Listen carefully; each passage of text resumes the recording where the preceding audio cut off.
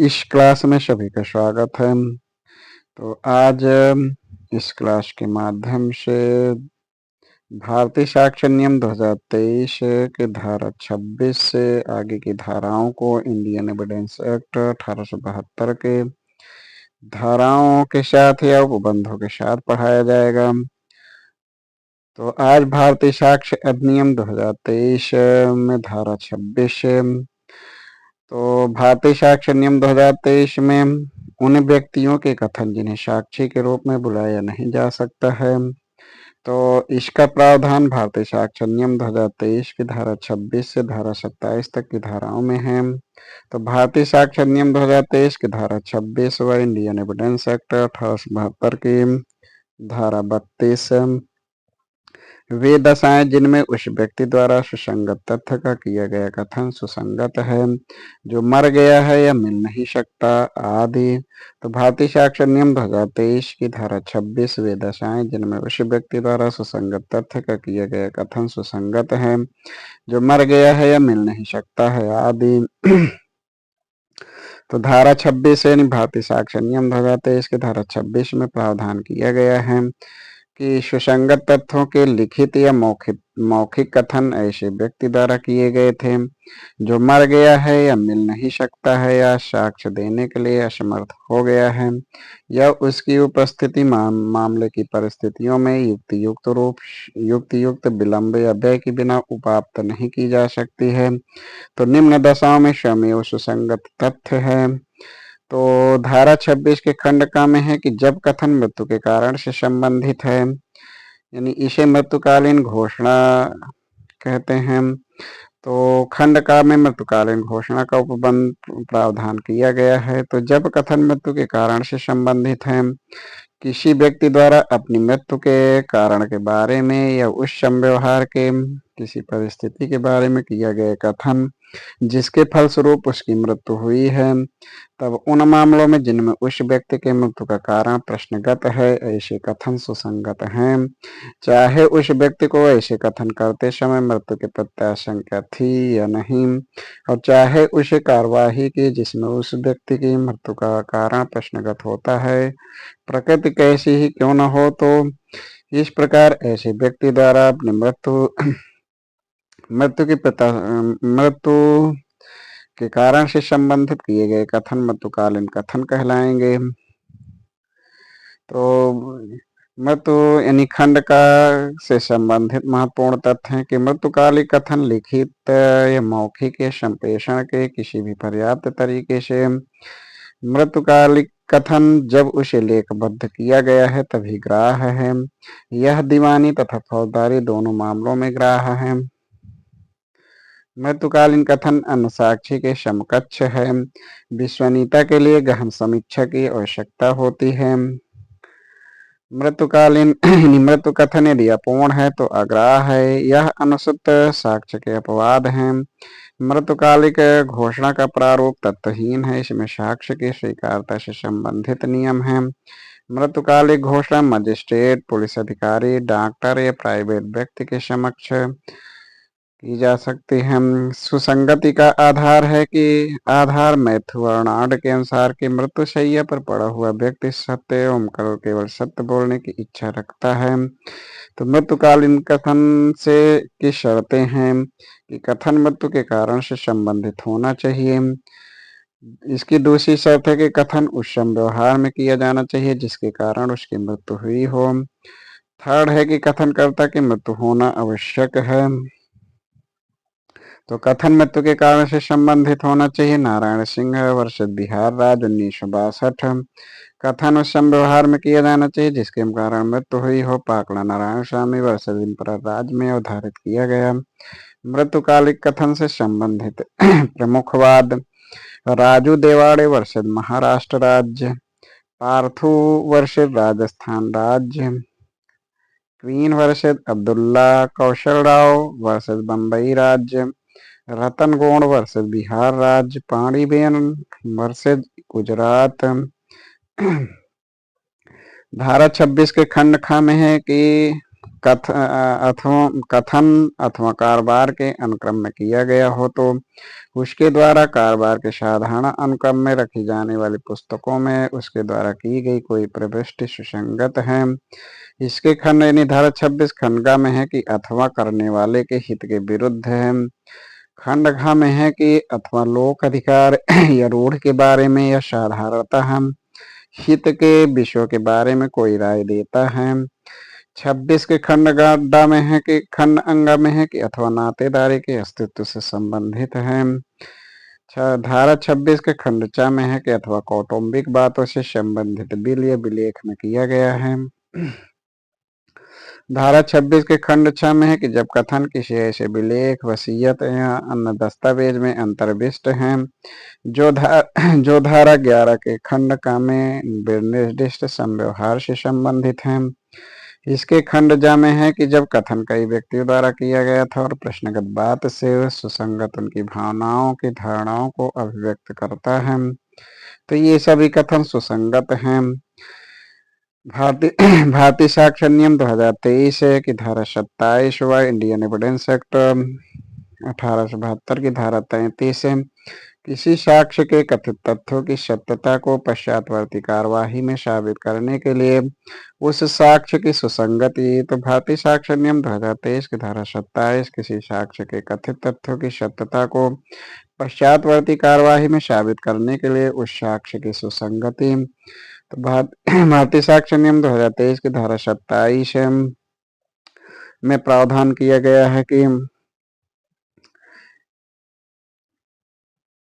तब यानी ऐसे साक्ष्य तब सुसंगत है जब वह साक्षी मर गया है या मिल नहीं सकता है या साक्ष्य देने में असमर्थ है या प्रतिपक्षी द्वारा उसे पहुंच के बाहर कर दिया गया है या उसकी उपस्थिति युक्त विलंब या व्यय के बिना अभिप्राप्त नहीं की जा सकती है।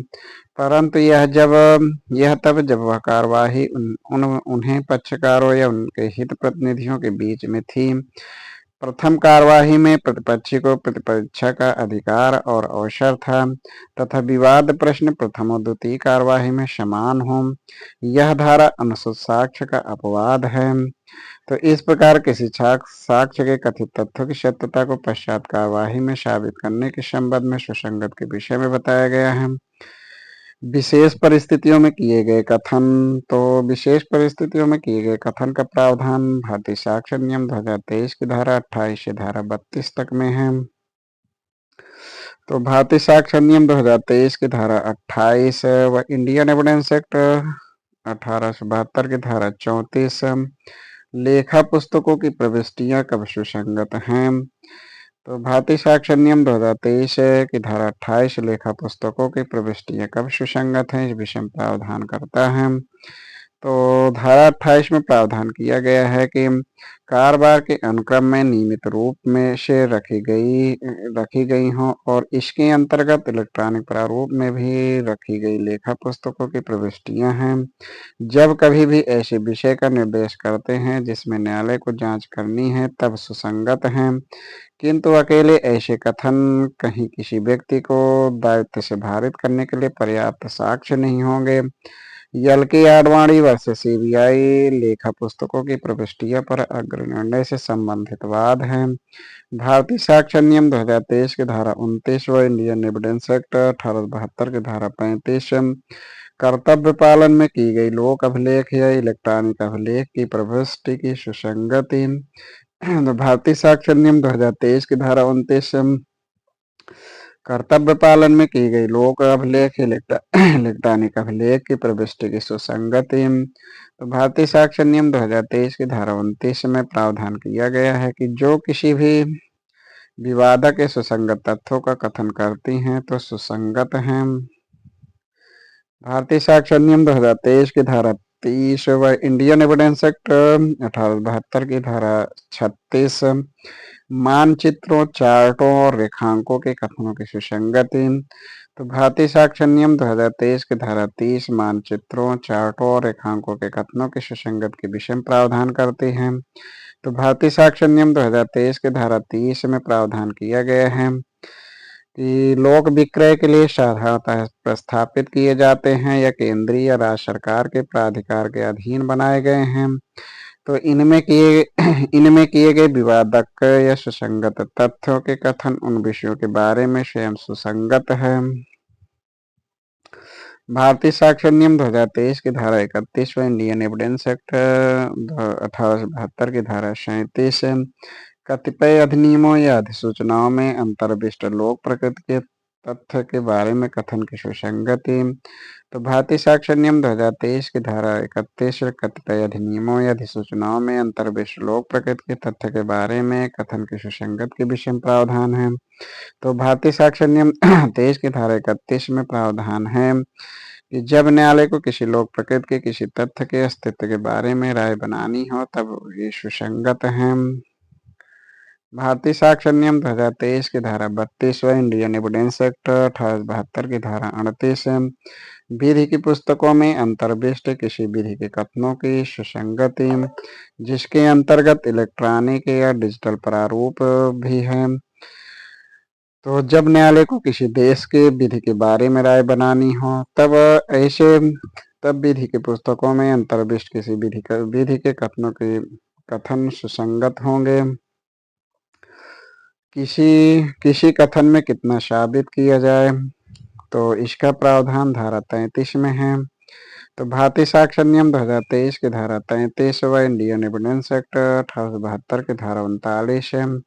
जब कथन किसी बातचीत दस्तावेज इलेक्ट्रॉनिक अभिलेख पुस्तक या पत्रों या कागज पत्रों की आवली का भाग है तब क्या साक्ष्य दिया जाए।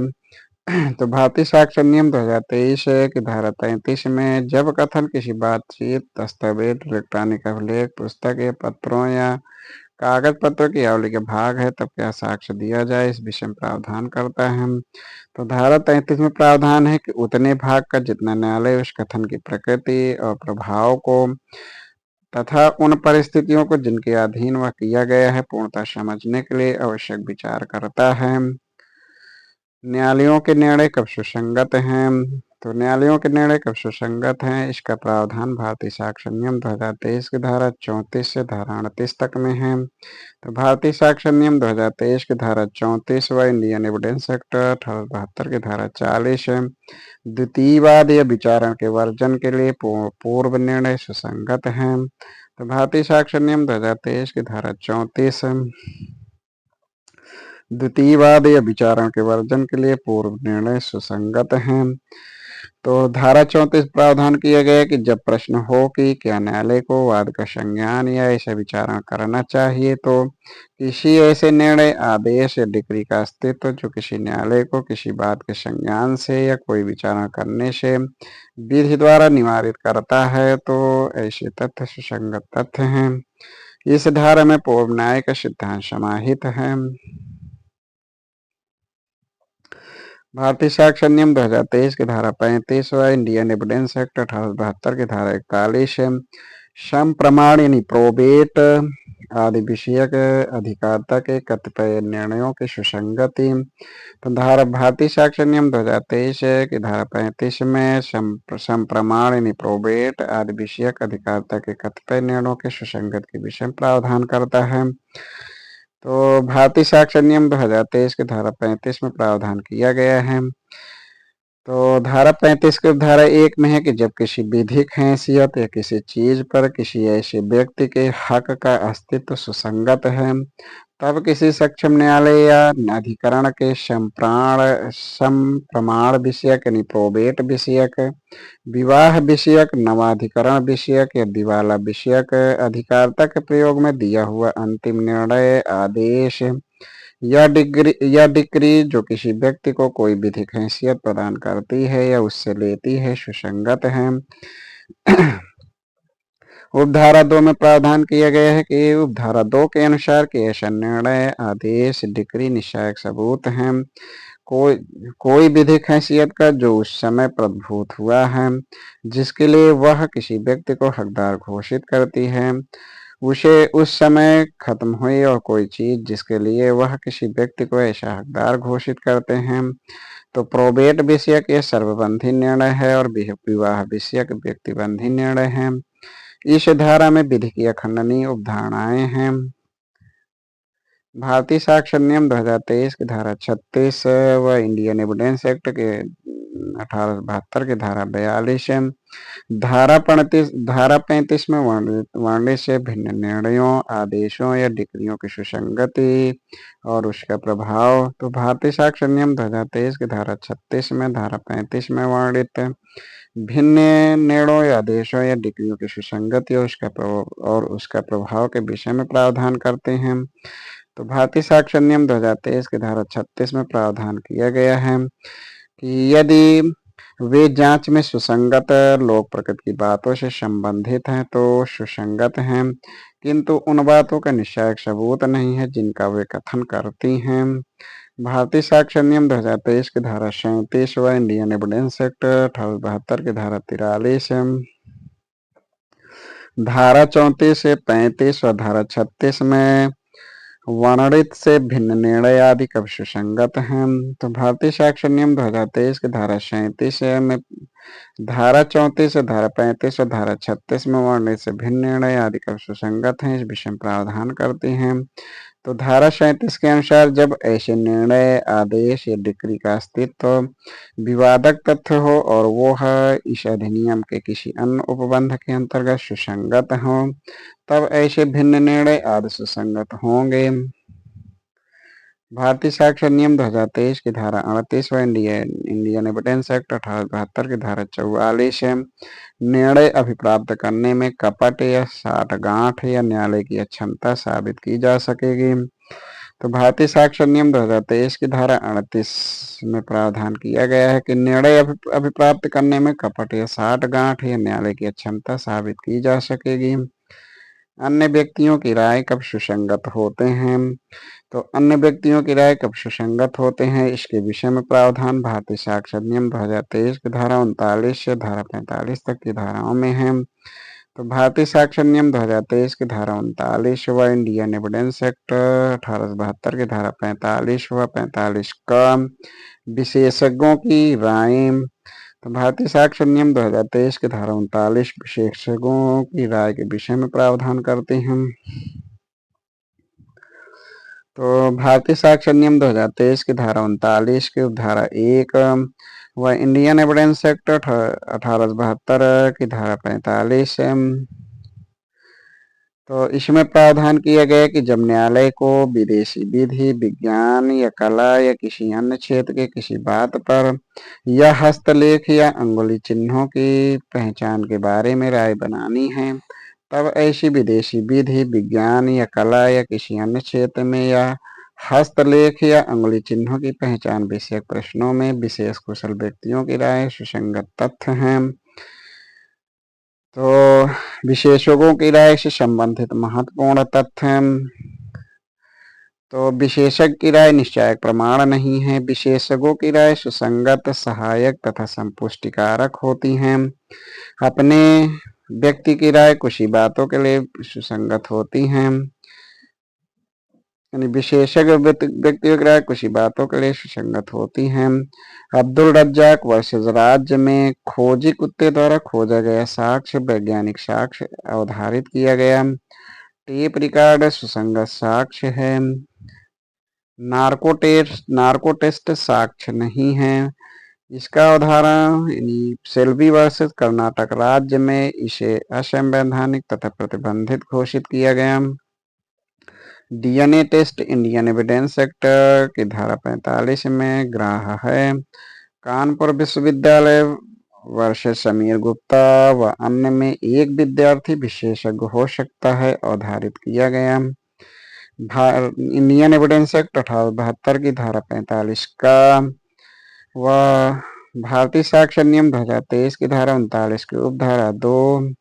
तो इंडियन एविडेंस एक्ट 1872 की धारा 45 का में इलेक्ट्रॉनिक साक्ष्य के परीक्षक के मत के विषय में प्रावधान करता है। तो भारतीय साक्षर नियम 2023 की धारा 39 की धारा 2 व इंडियन एविडेंस एक्ट 1872 की धारा 45 का इसमें प्रावधान किया गया कि जब न्यायालय को किसी कार्यवाही में किसी कंप्यूटर संसाधन या किसी इलेक्ट्रॉनिक या डिजिटल सूचना के संबंध में राय बनानी हो तो आईटी एक्ट यानी इंडियन टेक्नोलॉजी एक्ट 2000 की धारा 79 का में निर्दिष्ट इलेक्ट्रॉनिक साक्ष्य के परीक्षक की राय सुसंगत तथ्य है। इसके स्पष्टीकरण में प्रावधान किया गया है कि इलेक्ट्रॉनिक साक्ष्य का परीक्षक एक विशेषज्ञ होगा। भारतीय साक्ष्य नियम 2023 की धारा 40 व इंडियन एविडेंस एक्ट 1872 की धारा 46 विशेषज्ञों की राय से संबंधित तथ्य। तो भारतीय साक्ष्य नियम 2023 की धारा 40 विशेषज्ञों की रायों से संबंधित तथ्य के विषय में प्रावधान करती हैं। तो धारा 40 भारतीय साक्ष्य नियम 2023 की धारा 40 के अनुसार वे तथ्य जो अन्यथा सुसंगत नहीं है सुसंगत होते हैं यदि वो विशेषज्ञों की राय का तब समर्थन करते हैं या उनसे असंगत हो तब उनकी ऐसी राय सुसंगत है। तो यह धारा समर्थन या विखंडन करने के लिए तथ्य के विषय में प्रावधान करती हैं।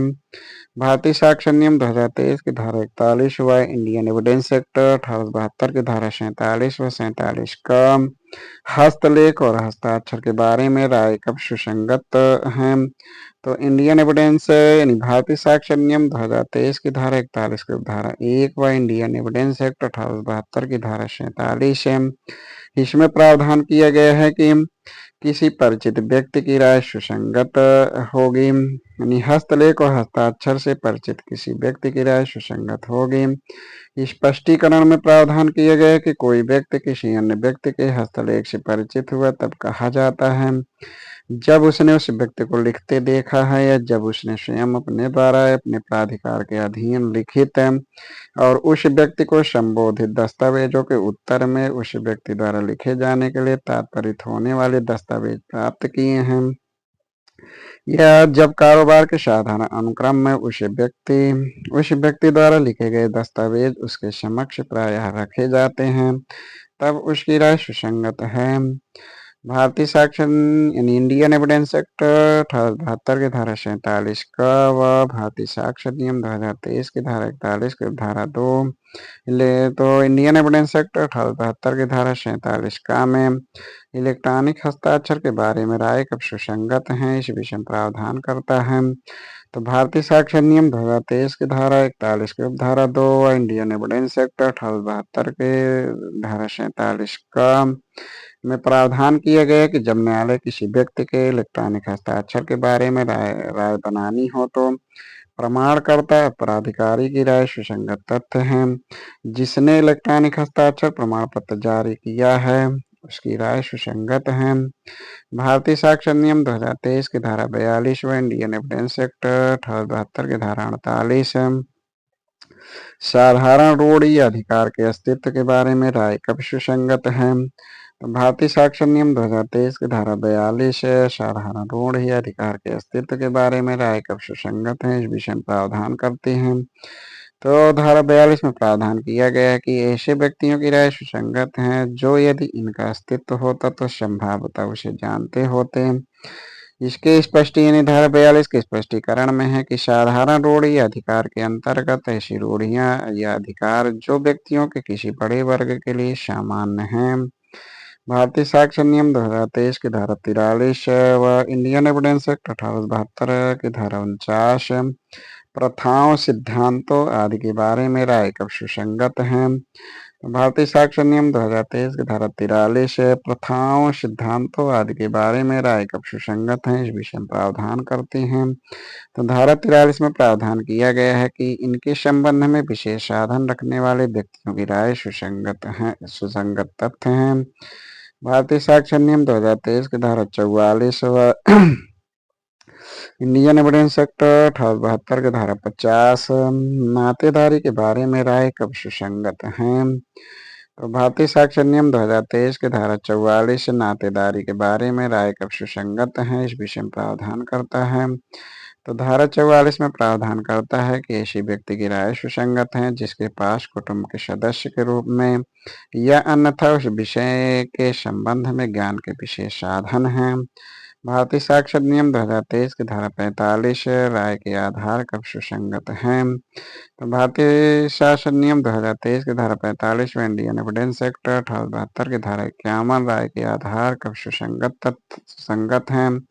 तो धारा 45 के अनुसार ही भारतीय साक्षर नियम 2023 की धारा 45 के अनुसार जब कभी किसी जीवित व्यक्ति की राय सुसंगत है तब वे आधार जिन पर वह आधारित है वो भी सुसंगत हैं। महेंद्र सिंह बनाम स्टेट 1953। इसमें अवधारित किया गया कि विशेषज्ञ से भी गलती हो सकती है। हम्पू वर्सेस इम्परर। इसमें अवधारित किया गया कि विशेषाधिकार प्राप्त व्यक्ति अक्षम और भ्रष्ट हो सकते हैं। विवादित हस्तलेख सिद्ध करने के लिए स्वीकृत एवं विवादित लेखों की तुलना करके न्यायालय द्वारा रेस इंटर एलिया एक्टा, यह इंडियन एविडेंस एक्ट 1872 की धारा 46 से संबंधित है। न्यायालय का कार्य मामले का परीक्षण करना है, ना कि व्यक्तियों का परीक्षण। रूढ़ि के प्रमाणन का ढंग इंडियन एविडेंस एक्ट 1872 की धारा 32 की धारा 4, 32 की धारा 7 व धारा 48 में है। भारतीय साक्षर नियम 2023 में सील कब सुसंगत है। तो इसका प्रावधान भारतीय साक्षर नियम 2023 की धारा 46 से धारा 50 तक की धाराओं में है। तो भारतीय साक्षर नियम 2023 की धारा 46 सिविल मामलों में लांछित आचरण साबित करने वाला सील विसंगत है। तो भारतीय साक्षर नियम 2023 की धारा 46 सिविल मामलों में लांछित आचरण साबित करने वाला सील विसंगत है, विषम प्रावधान करता है। भारतीय साक्षर नियम 2023 की धारा 47 दांडिक मामलों में पूर्वतन अच्छा सील सुसंगत है। तो भारतीय साक्षर नियम 2023 की धारा 47 दांडिक मामलों में पूर्वतन अच्छा सील सुसंगत है। बिग मोर के अनुसार न्यायालय का कार्य मामले का परीक्षण करना है, ना कि व्यक्तियों का परीक्षण।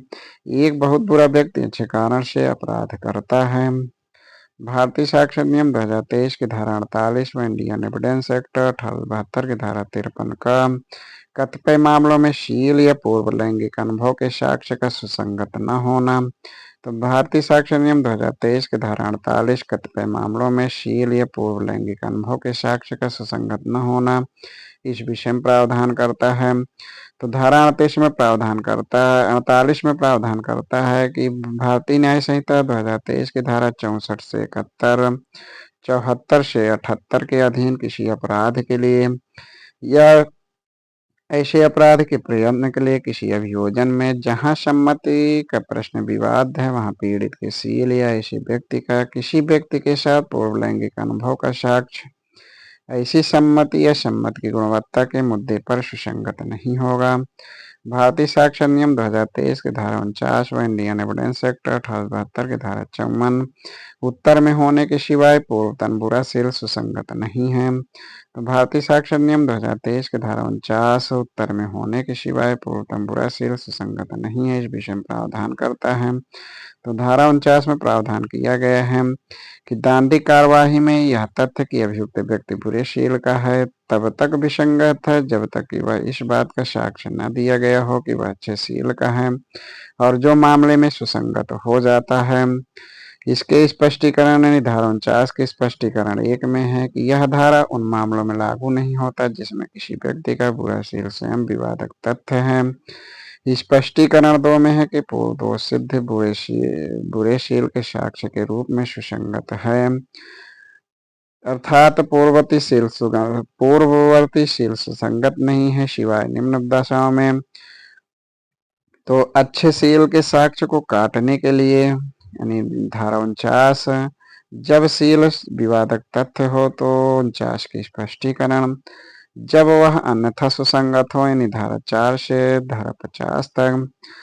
भारतीय साक्षर नियम 2023 की धारा 50 व इंडियन एविडेंस एक्ट 1872 की धारा 55 नुकसानी पर प्रभाव डालने वाला सील। तो भारतीय साक्षर नियम 2023 की धारा 50 नुकसानी पर प्रभाव डालने वाला सील के विषय में प्रावधान करता है।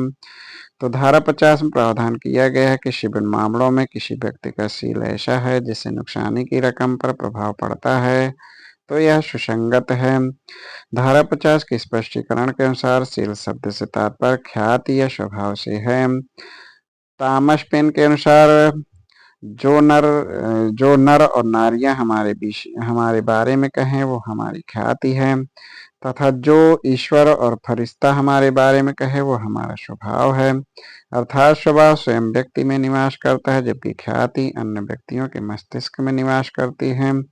तो इस प्रकार आज धारा 50 तक भारतीय साक्षर नियम 2023 की धारा 51 से आगे की धाराओं को अगली क्लास पढ़ाया जाएगा। धन्यवाद।